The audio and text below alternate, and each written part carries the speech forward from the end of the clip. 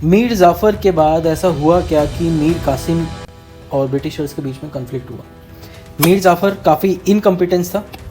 Growing resentment against the British interfere late his removal. Britishers ने इसको हटा दिया, मानता नहीं था, कम्पिटेंसी नहीं थी, मतलब उनको अच्छा नहीं लगा, उन्होंने हटा दिया। उनका मन करा उन्होंने बैठा दिया, उनका मन करा उन्होंने हटा दिया। और उसके सन इन लॉ को सपोर्ट करा मीर कासिम को। यहाँ पर गलती कर दी थी, सन इन लॉ को सपोर्ट करके मीर कासिम ज़रूरी नहीं मीर जाफ़र की तरह ही हो, और नया नवाब बना दिया गया मीर कासिम को 1760 में थ्रू अ ट्रीटी। ठीक है, under the treaty Mir Qasim ने क्या करा, ceded Burdwan Midnapore Chittagong to the company, agreed to the revenue sharing arrangement.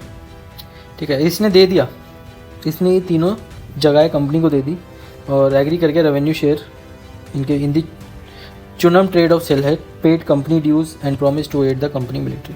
तो बहुत बड़े बड़े प्रॉमिस किए गए, कंपनी की मिलिट्री को भी एड प्रोवाइड करेगा, कंपनी के ड्यूज़ पे एड करेगा। ठीक है, और रेवेन्यू शेयरिंग होगी in chunam trade of Sylhet. ठीक है, Mir Qasim prove to be far more capable, बहुत ज़्यादा कैपेबल था और असर्टिव एडमिनिस्ट्रेटर था। उसने अपनी कैपिटल मुंगेर में लगा दी गई ताकि वो ब्रिटिशर्स के पास ना रहे और उनका प्रेशर्स जो भी वो प्रेशराइज करते हैं उस चीज़ को वो नहीं झेले। ठीक है, और अपनी आर्मी को रीऑर्गेनाइज करा, मॉडर्नाइज बनाया अपने एडमिनिस्ट्रेशन को। कहीं ना कहीं एक तरह से बार बार मिसयूज़ हो रहा था दस्तक का, जो ट्रेडिंग उनको राइट्स दिए जा रहे थे कंपनी ऑफिशियल को, और प्राइवेट ट्रेड वो स्टार्ट कर दिया था और एक तरह से इंडियन मर्चेंट को ही जो दस्तक थी वो बेची जा रही थी। ठीक है, this not only caused a loss of revenue to nawab but also place local trader at disadvantage. Local trader को डिसएडवांटेज हो रहा था।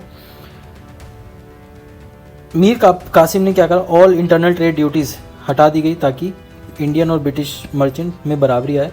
कंपनी को गुस्सा आया और वॉर डिक्लेयर कर दी। ठीक है, नहीं चली तो लड़ाई करो। बहुत बार ऐसा हुआ है कि बहुत छोटी छोटी चीज़ों पे बहुत बड़ी बड़ी लड़ाई हुई है। ठीक है, हालांकि ये बैठ के रिजॉल्व हो सकती थी, लेकिन नहीं, दोनों को अपनी सुप्रीमेसी के ऊपर कॉन्फिडेंस था। और फिर दोबारा से एक और वॉर प्लासी के बाद आएगी, कौन सी, बक्सर 1764। बक्सर को देख लेते हैं। The battle of Buxar 1764। अब ब्रिटिशर्स ने वॉर डिक्लेयर करी, उसके एग्रेशन के रिस्पॉन्स में मीर कासिम ने अलायंस बनाया Shujauddaula Nawab of Awadh, Shah Alam to Mughal emperor in attempt to reclaim Bengal. तो इन तीनों ने अलायंस बनाया बंगाल को दोबारा रिक्लेम करने के लिए, लेकिन ब्रिटिश जो मेजर हेक्टर मुनरो उसको लेड कर रहे थे ब्रिटिश फोर्सेस को बक्सर में, अक्टूबर 22 1764 हरा दिया इन तीनों को। मतलब तीनों ने एक अलायंस बनाया, उसको ब्रिटिशर्स ने हरा दिया। ठीक है, ये बहुत मतलब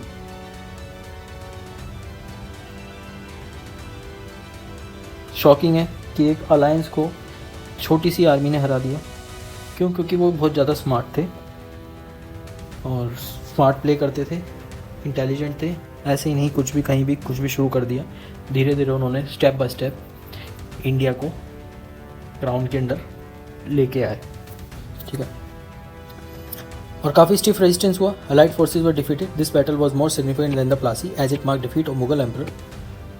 ठीक है, तो बक्सर में क्या हुआ कि जो डिफीट हुई वो बहुत ज़्यादा सिग्निफिकेंट थी। क्यों? क्योंकि उसमें मुगल एम्परर भी था, बेचारा बेकार में पेला गया। अगर वो अलायंस नहीं बनाता तो पेला जाता, नहीं पेला जाता, दाग लग गया। और ब्रिटिशर्स ने पहली बार मुगल एम्परर को हराया। अब जब ब्रिटिशर्स हराते हैं तो ज़रूरी नहीं कि पैसे की ही ट्रीटी साइन कराएं, बहुत सारी चीज़ें ले लेते हैं। आते हैं, मारते हैं और छीन के ले जाते हैं, आते हैं, मारते हैं और छीन के ले जाते हैं।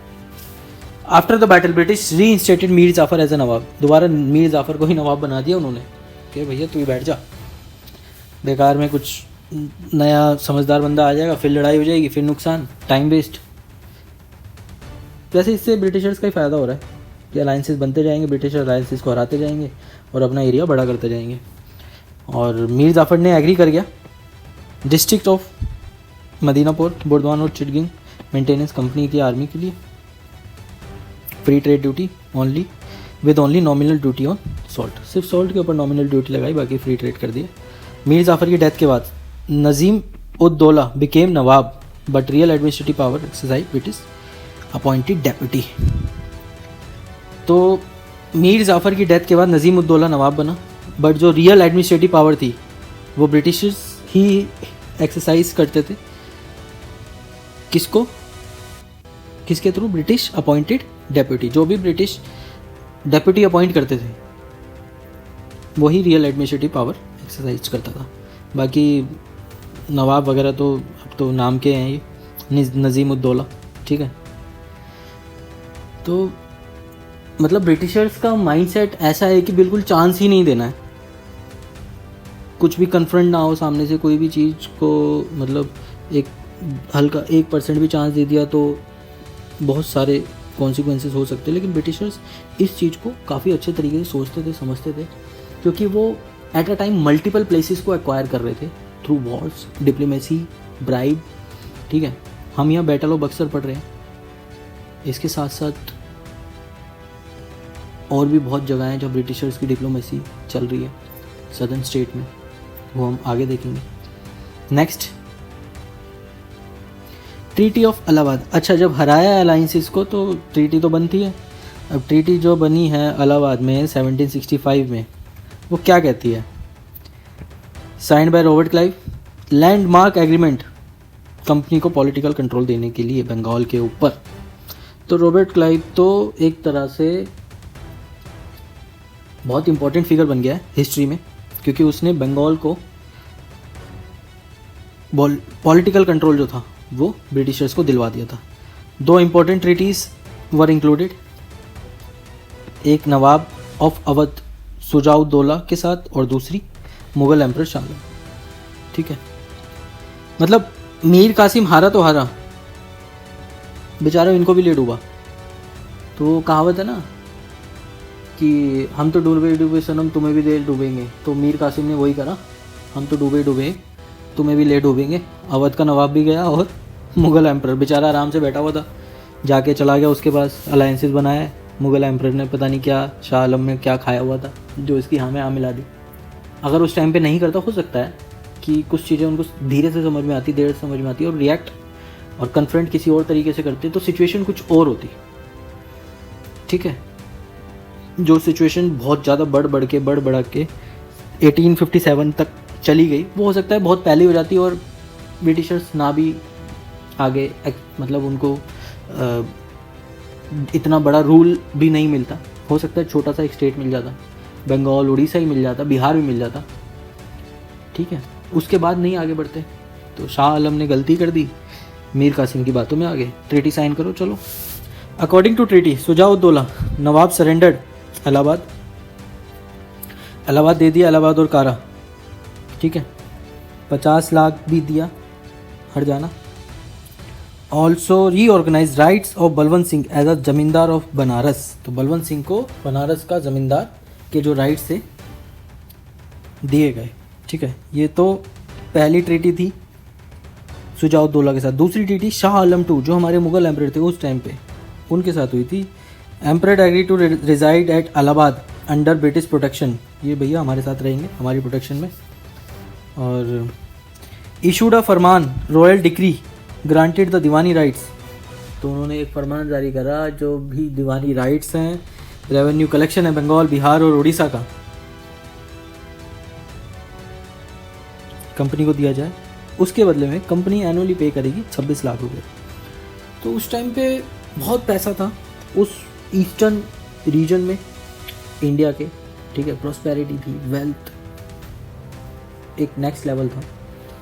और इन 3 जगहों का जो भी रेवेन्यू कलेक्शन था वो तो जाएगा कंपनी को, और कंपनी रिटर्न में क्या करेगी? Annually payment of 26 lakh. 26 lakh 1765 में बहुत ज़्यादा होते थे। मुझे नहीं पता आज के टाइम पे कितना होगा ये। Additionally emperor agreed to receive 53 lakh annually in lieu of company administering the nizamat function that is military defence policy just in those province. ठीक है, तो ये वाली चीज़ें भी कंपनी के पास आ गई थी और 53 लाख और अलग से मिलेंगे। ठीक है, तो एक तरह से कंपनी ने 53 और 26 79 ऑलमोस्ट अराउंड 80 लाख में पूरा सिस्टम बिक गया था और 80 लाख सिर्फ जाएंगे किसके पास? शाह आलम II के पास। ठीक है, this effectively made the east India company sovereign power in the eastern while maintaining facility of Mughal authority.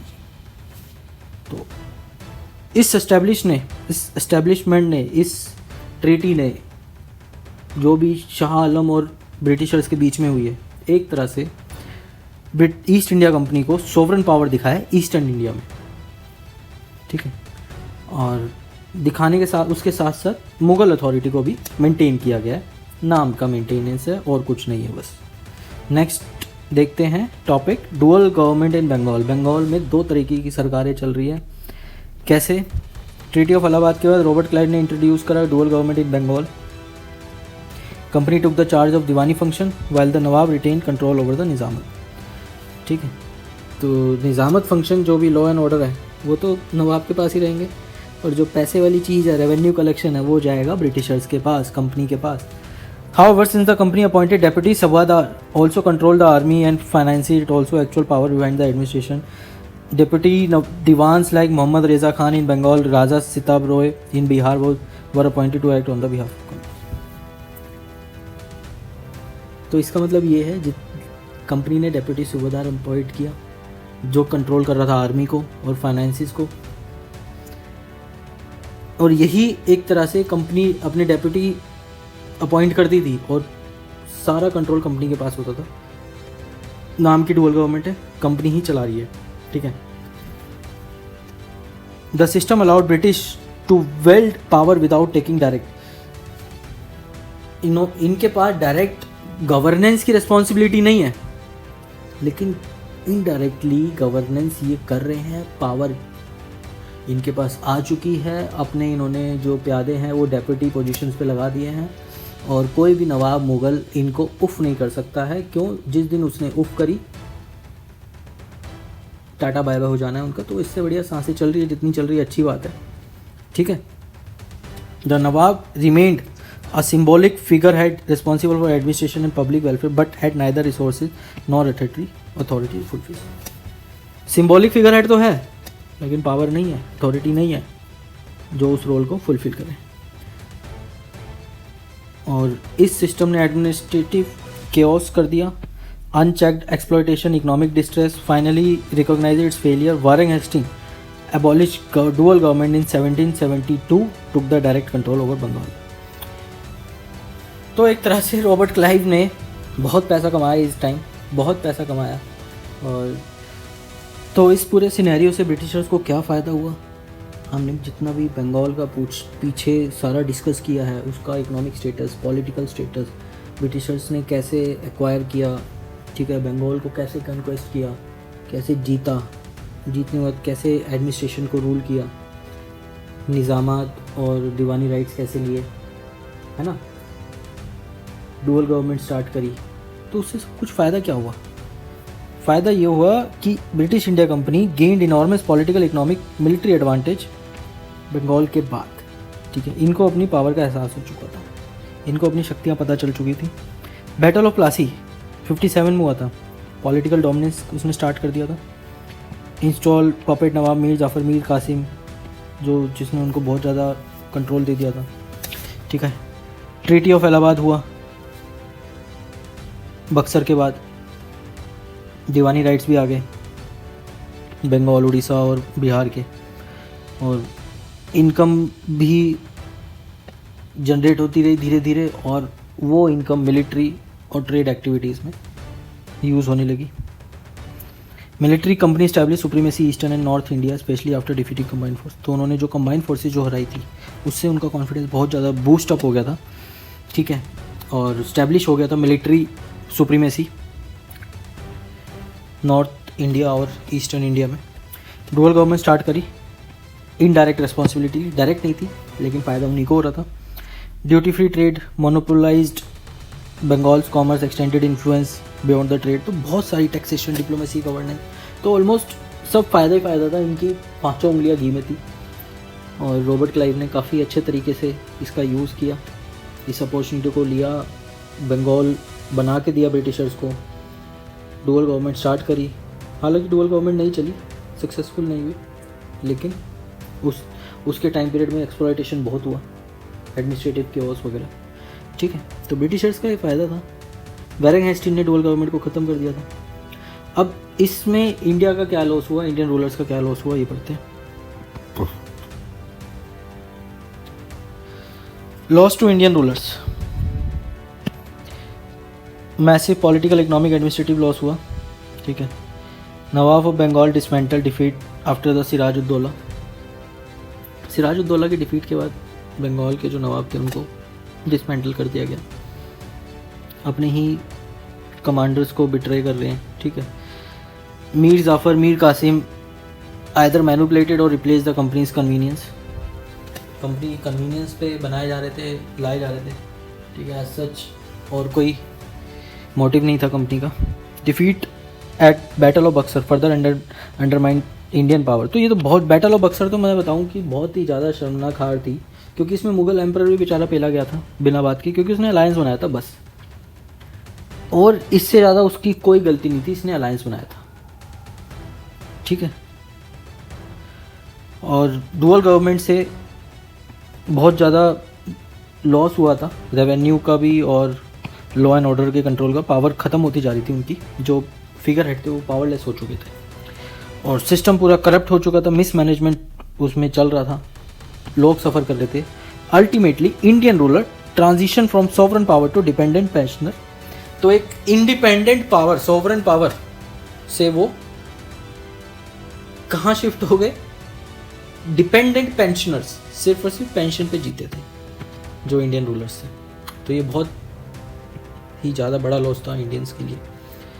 तो ये था पूरा बंगाल का सिनेरियो, बंगाल कैसे इन्होंने, ब्रिटिशर्स ने लिया, जीता, क्या क्या प्लॉटिंग प्लानिंग वगैरह करी, कैसे कैसे किसको लेके आए अपने फ़ायदे के लिए, किसको हटाया, फिर दोबारा किसको लेके आए, फिर उसके बाद उन्होंने क्या किया गवर्नमेंट। तो हमने ऑलमोस्ट सब चीज़ें डिस्कस कर चुके हैं, ये कहानी पूरी समझ में आ चुकी होगी मुझे लगता है, ठीक है। और इसके बाद कोई डाउट नहीं होना चाहिए, और डाउट होगा फिर भी तो मेरे इंस्टाग्राम चैनल पे ये जो नोट्स हैं वो आप लोगों को मिल जाएंगे। यूपीएससी मंत्रा मेरा इंस्टाग्राम चैनल है। और नेक्स्ट जो मेरी जो वीडियो होगी, नेक्स्ट ब्रिटिशर्स ने बंगाल के बाद फिर किसको परेशान किया, ठीक है, वो होगी next part, Mysore's resistance to the company. Mysore का जो भी रेजिस्टेंस था, जो भी उन्होंने कंपनी के रिटेलिएट करा था, जो भी बैटल थी, वो हम नेक्स्ट पार्ट में पढ़ेंगे। मैसूर में आपका टीपू सुल्तान और हैदर अली, ठीक है, ये बहुत ज़्यादा प्रोमिनेंट फिगर्स हैं, इसके बारे में हम लोग पढ़ेंगे, और ऐसे ही कहानी के तौर पे पढ़ेंगे बहुत ज़्यादा, क्योंकि एक बार कहानी समझ में आ गई ना हिस्ट्री में कि क्या कहानी चल रही है, तो फिर किताबें भी समझ में आ जाएंगी, ठीक है। पढ़ने पे समझ में आता है वो ठीक है, लेकिन वो बार बार पढ़ने में समझ में आता है। लेकिन अगर आपने एक बार कहानी देख ली तो जैसे जैसे आप पढ़ोगे ना, वो उस कहानी को रिकॉल करोगे, ठीक है। तो नेक्स्ट पार्ट में मैसूर रेजिस्टेंस है टू द कंपनी। और thank you for watching my video, like करें, शेयर करें, सब्सक्राइब करें। UPSC Mantra. Till then bye, good night, ध्यान रखिए, अच्छे से पढ़िए।